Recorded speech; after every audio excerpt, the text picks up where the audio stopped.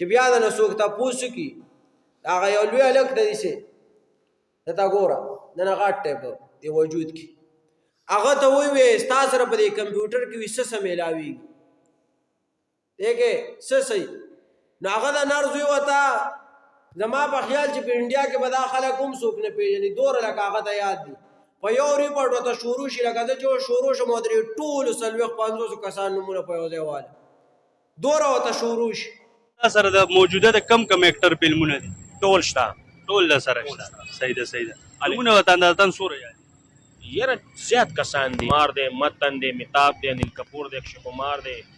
متن چغروتی دی رشی کپور دی دا ټول شته مونږ بیا ورته وایي ښایي بچې خفه کېږه مه وي دا مونږ چې بس مسلمانان وي دا کلمه ووایه نو هغې غریب نه بیا بند خطا نو کلمه خو ورته ووایي خو بیا یې تپوس کړي کلمې معنی څه ده نو په دې کې به درته پاتې راشمه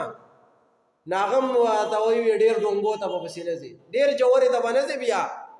کلمه ته لګو واضحه اعوذ بالله من الشیطان الرجیم لا اله الا الله محمد رسول الله ماشاءالله دې معنی وته لګو د دې معنی دا چې زموږ د شهادت کلمه ده او الله پاک دې موږ ټول مسلمانانو ته دا نصیب کړي چې د مرګ په ټیم کې یا الله زموږ دا کلمه نصیب کړي لا اله الا الله محمد رسول الله معنی راته وای معنی ناراضي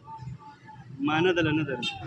نو ګوره چې طالب یاد لا اله الا الله معنی نه درتله پوه شه چې کافر یې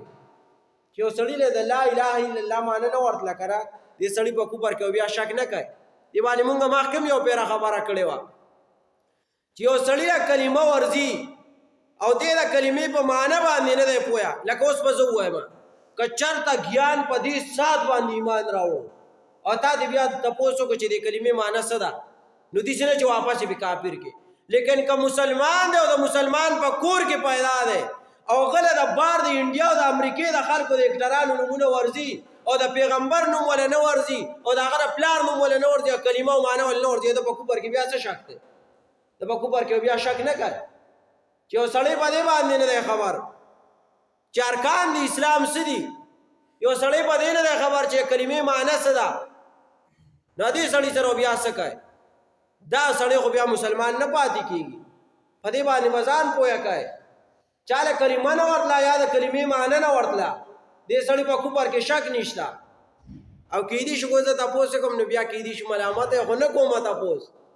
زده کوي ښه کله کله مونږ وایو بیا زمانه تپوس وکړئ ښه نو بیا به درته زه ووایم یا بل چا نه تپوس وکړئ او به وایي